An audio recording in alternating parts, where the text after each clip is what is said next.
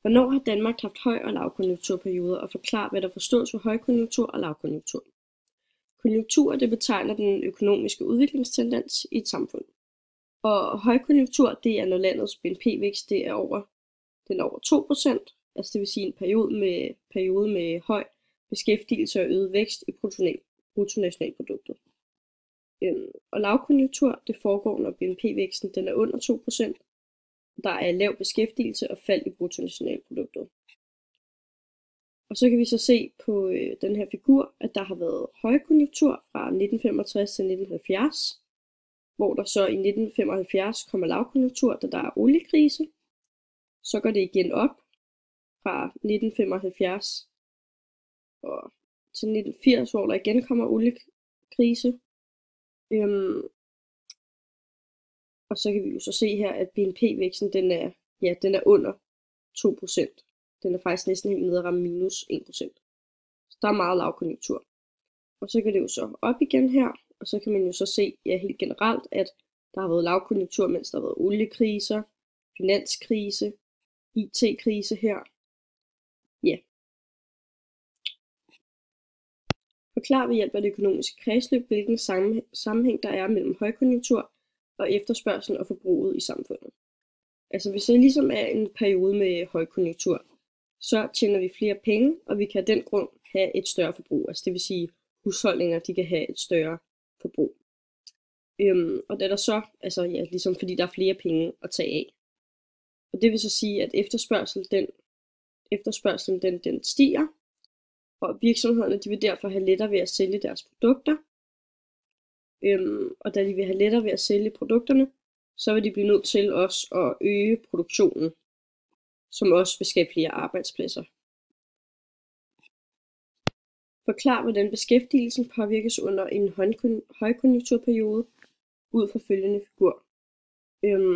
Hvis produktionen den stiger mere end den langsigtede vækstrate i produktiviteten, så vil beskæftigelsen også stige, og der vil være mindre arbejdsløshed, og så er vi ligesom tale om en periode med højkonjunktur. For eksempel som vi kan se her fra år 1975 til cirka år 1979.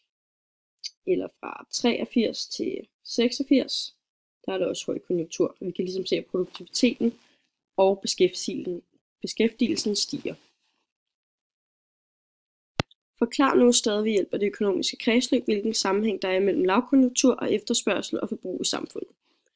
Under lavkonjunktur så får virksomhederne modsat ikke solgt alt det, som de producerer, og dermed så vil det hele ikke ligesom kunne løbe rundt, da de ikke vil tjene nok til at kunne producere forbrugsvarerne. Varelagerne de vil så blive fyldt op, og flere de vil miste deres job, da virksomheden ligesom vil blive nødt til at fyre en masse. Forklar, hvordan beskæftigelsen påvirkes af lavkonjunktur. Vis på figuren, hvilke perioder der er tale om lavkonjunktur. Hvis produktionen den stiger mindre end den langsigtede produktivitetsvækst, så vil beskæftigelsen falde. Og ud fra den her figur, der kan man tydeligt se, at der var et kæmpe fald i årene 1980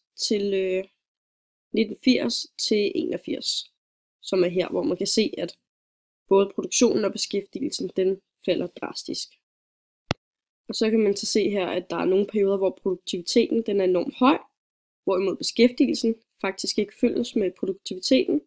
Og det kan have noget at gøre med blandt andet teknologi, fordi når man får en hel masse ny teknologi og maskiner, som kan producere mere, som er bedre og nyere og er i bedre kvalitet, så fordi at det er maskiner, der ligesom laver jobbet, så vil beskæftigelsen ikke følge med. Men der vil selvfølgelig stadig være brug for nogen, der arbejder, for der er nogen, der skal holde øje med maskinerne, og det er der også nogen, der skal have styr på. Forklar, hvordan stigende oliepriser kan have indflydelse på samfundsøkonomien og de økonomiske konjunkturer. Overvej desuden, hvilke andre udefrakommende faktorer, der kan påvirke de økonomiske konjunkturer.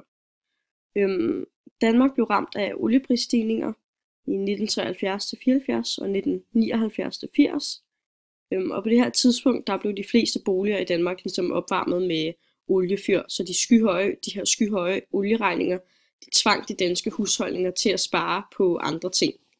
Og det her faldende forbrug, det smitter så ligesom af på produktionen, som naturligvis vil falde, da antallet af forbrugere falder, hvilket vil ende ud i lavkonjunktur.